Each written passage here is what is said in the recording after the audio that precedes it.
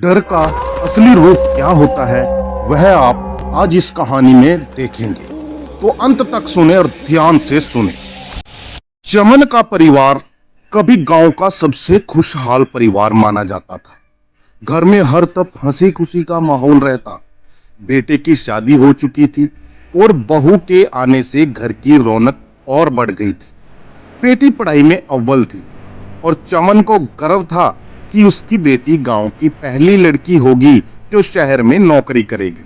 पर जैसे ही सब कुछ सही चल रहा था, अचानक से चमन के खुशहाल परिवार पर दुखों का पहाड़ टूट पड़ा। पहले बेटे और बहू की सेहत खराब होने लगी। डॉक्टरों के पास जाने पर भी बीमारी का पता नहीं चलता। जो कमाई होती वह दवाइयों पर खर्च हो जाती। दूसरी ओर बेटी का रिश्ता नहीं लग रहा था।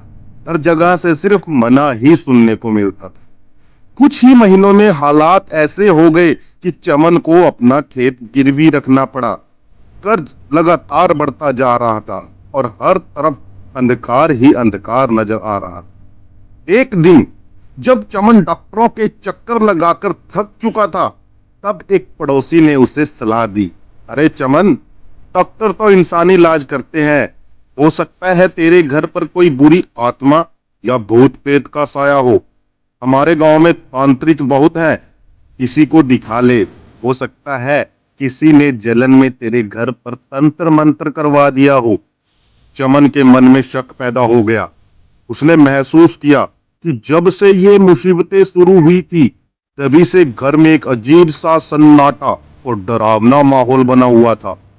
किसी ने तांत्रिक का नाम बताया जो पड़ोस के गांव में रहता था।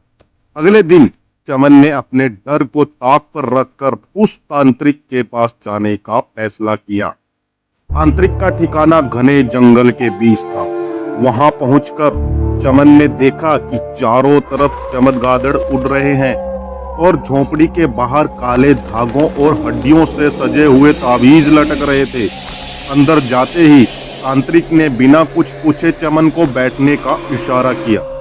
उसने कुछ पासे पलटे और आंखें बंद करके मंत्र जाप करने लगा। कुछ देर बाद उसने अपनी आंखें खोली जो अब लाल हो चुकी थी। तांत्रिक ने गहरी आवाज में कहा, तेरे घर पर किसी ने जलते हुए मुर्दे की राख और हड्डी दफन की है। यही कारण है कि तेरे परिवार का बुरा हाल हो रहा है। ये सिर्फ तंत्र मंत्र का असर है। अगर तूने जल्दी कुछ नहीं किया तो पूरा परिवार तबाह हो जाएगा। चमन का चेहरा सुन्न हो गया। उसने कांपती आवाज में पूछा, पंडित जी, इसका कोई उपाय बताइए। मैं अपने परिवार को इस हालत में नहीं देख सकता। तांत्रिक ने गहरी सांस ली और कहा, एक ही उपाय है।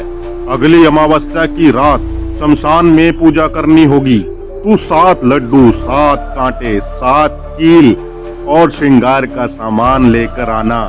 साथ में एक काली मुर्गी लानी होगी। मुर्गी की बलि देनी होगी और शमशान के चारों तरफ कील गाड़नी होगी।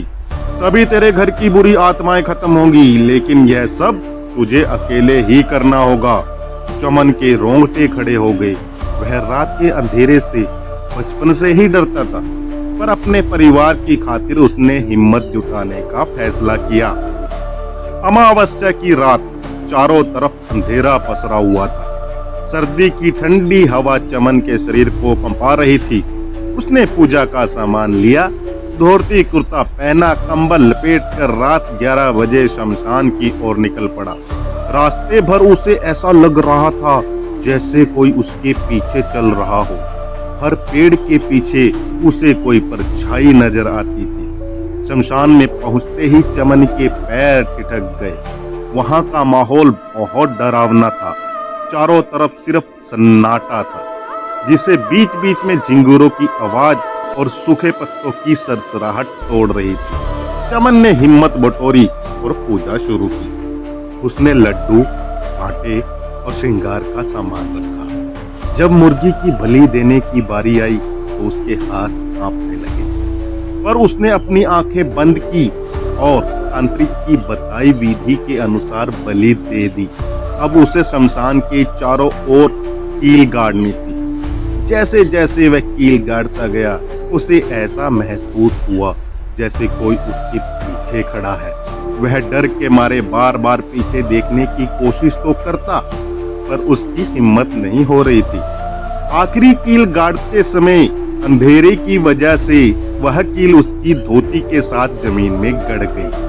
जब चमन घर लौटने के लिए उठा तो उसकी धोती कील से खींचने लगी। उसे ऐसा लगा जैसे किसी ने पीछे से उसे पकड़ लिया हो।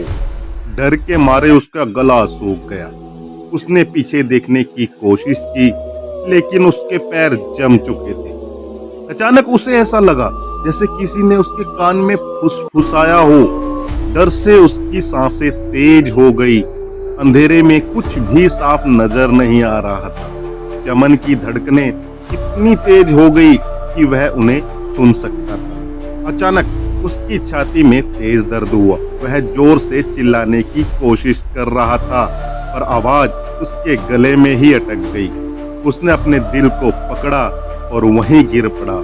शमशान के सन्नाटे में सिर्फ ठंडी हवा बह रही थी। चमन वहीं दम तोड़ चुका था। अगले दिन गांव वालों ने चमन की लाश शमशान में पाई। जब उसकी मौत की खबर उसके परिवार तक पहुंची तो हर कोई सदमे में था। तांत्रिक की बातों में आकर चमन ने अपनी जान गंवा दी। उसका परिवार अब हमेशा के लिए टूट चुका था। शमशान की चारों ओर फैली हुई कीलें और पूजा का सामान इस बात की गवाही दे रहा था कि चमन ने आखिरी कोशिश की थी, पर शायद किस्मत ने उसका साथ नहीं दिया।